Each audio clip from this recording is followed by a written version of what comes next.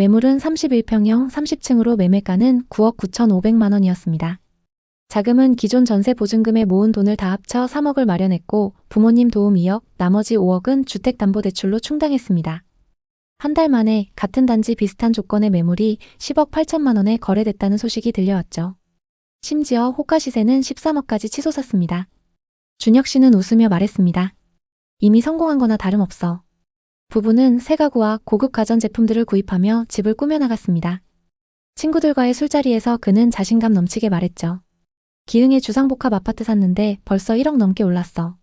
그러던 어느 날 준혁 씨는 부동산 앱을 확인하며 눈을 의심했습니다. 설마 우리 집이 이렇게까지 떨어질 리 없어. 준혁 씨의 집은 얼마까지 떨어진 걸까요? 그리고 떨어진 집값은 다시 올랐을까요? 2021년 초 30대 중반 신혼부부인 이준혁, 최수연 부부는 용인의 한 오피스텔에서 전세로 살고 있었습니다. 결혼 4년 차 전세로 살던 20평대 오피스텔은 점점 좁게 느껴졌습니다. 특히 아이를 계획하며 더 넓고 안정된 집에 대한 열망이 커졌죠. 이제 우리도 진짜 내 집을 가져야 하지 않을까? 준혁 씨가 수연 씨에게 조심스레 말을 꺼냈습니다. 수연 씨는 고개를 끄덕였습니다.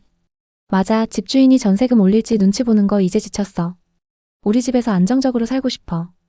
부부는 용인 기흥구의 신축 주상복합 아파트를 주목했습니다. 기흥역 초역세권, 신축 단지의 상권까지 완벽한 입지였습니다. 무엇보다 부동산 시장이 뜨겁게 달아오르던 시기였죠. 용인 부동산 시장은 2021년 당시 전국에서 가장 뜨거운 지역 중 하나였습니다. 삼성전자 기흥 캠퍼스와 수원, 화성 등 인근의 산업단지로 인해 꾸준히 유입되는 젊은 직장인들, GTX 개통 계획과 기흥역 주변 개발 호재로 투자자들의 관심이 집중되었죠. 부동산 뉴스는 연일 용인 반도체 클러스터 호재로 거래량 최대, 기흥역 역세권, 지금이 마지막 기회, 이런 헤드라인으로 도배되었습니다. 전문가들은 용인은 수도권 접근성과 개발 호재로 장기적으로도 상승 여력이 충분하다며 낙관적인 전망을 쏟아냈습니다. 준혁 씨는 부동산 앱을 보며 말했습니다. 여기 매매가가 많이 오르긴 했는데 신축의 역세권이니까 더 오를 가능성이 높아. 수연 씨도 동의했습니다. 실거주도 되고 투자 가치도 있겠네. 지금 안 사면 나중에 더 비싸질 거야. 부부는 이 기회를 놓치고 싶지 않았습니다. 매물은 31평형 30층으로 매매가는 9억 9,500만 원이었습니다. 자금은 기존 전세 보증금에 모은 돈을 다 합쳐 3억을 마련했고 부모님 도움 2억, 나머지 5억은 주택담보대출로 충당했습니다. 월 이자는 약 100만 원으로 계산되었습니다. 이 정도면 감당할 수 있어. 전세 살면서 매번 오르는 전세금보다 낫지. 준혁 씨가 자신 있게 말했습니다. 2021년 중순 부부는 계약서에 도장을 찍었습니다. 계약 직후 용인 부동산 시장은 더욱 뜨거워졌습니다. 한 달 만에 같은 단지 비슷한 조건의 매물이 10억 8천만 원에 거래됐다는 소식이 들려왔죠. 심지어 호가 시세는 13억까지 치솟았습니다. 부부는 환호했습니다. 우리 진짜 잘했어. 한 달 만에 1억이나 올랐잖아. 시장의 열기는 부부의 자신감을 부추겼습니다. 집값이 이렇게 오를 줄 알았으면 더 일찍 샀을 텐데. 준혁 씨는 웃으며 말했습니다. 이미 성공한 거나 다름없어. 부부는 새 가구와 고급 가전제품들을 구입하며 집을 꾸며나갔습니다. 준혁 씨는 뿌듯함을 감출 수 없었습니다. 내가 타이밍을 잘 잡았구나. 친구들과의 술자리에서 그는 자신감 넘치게 말했죠. 기흥의 주상복합 아파트 샀는데 벌써 1억 넘게 올랐어. 용인은 역시 대박이야. 모두 부러워했고 부부는 실컷 투자 이야기를 했죠. 그중에는 부동산 투자를 하지 않은 친구들도 있었는데 그들에게 부동산도 소개해주면서 투자를 권유했습니다. 부동산 전문가가 된 것 같아 뿌듯했습니다. 그러나 2022년부터 기흥역 주변 신축 아파트의 호가는 점차 하락했고 실거래가도 급격히 떨어졌습니다. 부부가 계약한 지 1년 반 만에 비슷한 조건의 매물이 7억 5천만 원에 거래되었습니다. 준혁 씨는 부동산 앱을 확인하며 눈을 의심했습니다. 설마 우리 집이 이렇게까지 떨어질 리 없어. 하지만 하락은 멈추지 않았습니다. 2022년 말 같은 단지의 매물이 6억 9천만 원에 거래되었습니다. 부부가 계약한 9억 9,500만 원에서 3억 가까이 하락한 셈이었습니다. 어떻게 6억 9천만 원이야? 우리가 산 가격보다 3억이나 낮아졌다고? 준혁 씨는 침묵한 채 스마트폰만 들여다봤습니다. 부동산 커뮤니티는 기흥역 주변 과열이었다. 신축도 하락은 면치 못해 이런 글들로 도배되었습니다. 전문가들은 용인 시장은 단기 과열로 조정이 불가피하다. GTX 호재도 아직 멀었고 대출 규제가 지속되면 추가 하락 가능성도 있다고 경고했습니다. 지인들의 말은 부부의 마음을 더욱 무겁게 했습니다. 너희 집 괜찮아? 요즘 용인 집값 많이 빠졌다던데. 수연 씨는 웃으며 넘기려 했지만 속으로는 불안이 커져갔습니다. 특히 최근 과소비했던 것들이 부담으로 다가왔습니다. 그때 좀 더 신중했어야 했어. 수연 씨가 중얼거렸습니다. 준혁 씨는 짜증 섞인 목소리로 대꾸했습니다. 그때 너도 좋아했잖아. 이제 와서 후회한다고 뭐가 달라져? 부부 사이에 처음으로 날카로운 대화가 오갔습니다. 설상가상으로 은행에서 연락이 왔습니다. 금리 인상으로 인해 대출 이자가 조정됩니다. 월 이자가 208만 원으로 상향됩니다. 준혁 씨는 계산기를 두드렸습니다. 추가 부담이 너무 커. 하락장의 고통은 여기서 끝나지 않았습니다. 부부는 매일같이 부동산 앱을 확인하며 새로운 거래 소식에 가슴이 철렁했습니다. 같은 단지 다른 동에서 7억 2천만 원에 거래된 매물이 나타났습니다. 이는 부부의 매매가보다 2억 7,500만 원 낮은 가격이었습니다. 수연 씨는 울먹이며 말했습니다. 왜 이렇게 비쌀 때 샀어? 조금만 더 기다렸으면. 준혁 씨는 답답한 마음에 버럭 화를 냈습니다. 그때 너도 사자고 했잖아. 나만 잘못한 거야? 수연 씨는 눈물을 글썽이며 방으로 들어가 문을 쾅 닫았습니다. 부부는 서로를 원망했고 대화가 줄었습니다. 집은 더 이상 꿈의 공간이 아니라 부담과 스트레스의 상징이 되어갔습니다. 고통은 재정적 부담뿐만 아니라 정서적 갈등으로 이어졌습니다. 수연 씨는 밤마다 부동산 커뮤니티를 뒤지며 낮은 거래가를 볼 때마다 한숨을 쉬었습니다. 내 친구는 전세로 버티다가 더 싸게 샀어.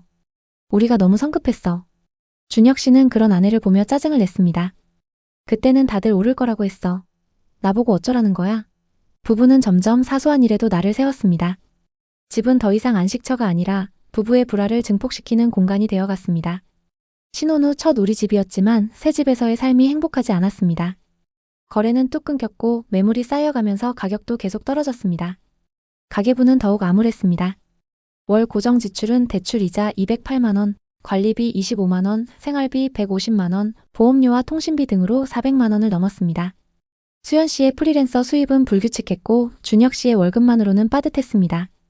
부부는 외식을 완전히 끊고 주말 쇼핑도 멈췄습니다. 부동산 앱은 더 이상 열어보지 않았습니다. 또 7억짜리 매물 나왔다고 하면 나 미칠 것 같아. 하지만 우려했던 일이 벌어졌습니다. 같은 단지 다른 동에서 6억 9천만 원에 거래된 매물이 커뮤니티에 올라왔습니다. 부부가 계약한 가격보다 3억이나 낮은 금액이었습니다. 준혁 씨는 앱을 보며 중얼거렸습니다. 우리가 너무 고점에 샀나 이게 말이 돼? 수연 씨는 울컥하며 말했습니다. 그때 네가 더 신중했어야지. 이렇게 될 줄 알았으면 전세로 더 살았을 거야. 2025년 초 용인 부동산 시장은 소폭 회복되었습니다. 같은 단지 매물이 8억 3천만 원에 거래되었지만 여전히 부부가 계약한 9억 9,500만 원에는 한참 못 미쳤습니다. 수연 씨는 네이버 부동산을 보며 한숨 지었습니다. 다른 동에 8억 매물 또 나왔대. 우리는 왜 이렇게 비싸게 산 거지? 준혁 씨는 아무 말 없이 고개를 숙였습니다. 부부는 매일 밤 가계부를 들여다보며 지출을 줄일 방법을 고민했습니다. 수연 씨는 강의 일을 늘리려 했지만 일감이 줄어들며 수입이 불안정했습니다. 준혁 씨는 야근을 늘렸지만 늘어난 이자와 생활비를 감당하기엔 역부족이었습니다. 2025년 여름 부부는 점차 현실에 적응해 갔습니다. 시세는 여전히 8억 중반선에서 머물렀고 부부의 매매가는 손실 구간이었습니다. 하지만 그들은 더 이상 아파트 시세에 연연하지 않았습니다. 이제 와서 후회해봤자 뭐해. 여기서 우리가 사는 게 중요하지. 준혁 씨가 말했습니다. 수연 씨도 고개를 끄덕였습니다. 맞아, 다투는 것도 지쳤어. 우리 같이 이겨내자. 수연 씨는 영어 과외를 새로 시작하며 가게의 보탬이 되었고 준혁 씨는 회사에서 승진하며 월급이 소폭 올랐습니다. 이자 부담은 여전히 컸지만 전세 만기 걱정 없이 안정된 공간에서 생활하는 것은 큰 위안이었습니다. 전세 살던 때 생각하면 집주인 눈치 안 봐도 되는 게 제일 좋아. 수연 씨가 웃으며 말했습니다. 부부는 주말마다 단지를 산책하고 역 근처를 구경하며 긍정적으로 생각했습니다. 한 번은 준혁 씨가 베란다에 서서 기흥역 방향을 바라보며 말했습니다. 서로 다투면서 힘들었지만 이 집은 우리 삶의 시작이잖아. 여기서부터 다시 시작해보자. 수연 씨도 미소를 지으며 고개를 끄덕였습니다. 맞아, 이 집이 우리를 무너뜨릴 뻔했지만 지금은 우리를 지탱해주고 있어. 이준혁 최수연 부부의 이야기는 부동산 시장의 냉혹함을 보여줍니다. 용인 기흥구 구갈동의 신축 아파트는 여러 호재로 뜨거운 관심을 받으며 호가가 13억까지 치솟았습니다. 하지만 금리 인상과 공급 과잉으로 6억 9천만 원까지 하락했습니다.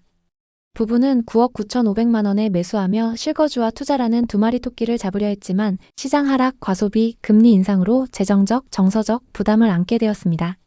하락장 속 부부의 갈등은 그들의 선택이 얼마나 큰 부담이 되었는지를 보여줍니다. 부동산 시장은 변덕스럽습니다. 상승장에서는 모두가 서둘러 매수하고 하락장에서는 조금 더 기다릴 걸 이라는 후회가 뒤따릅니다.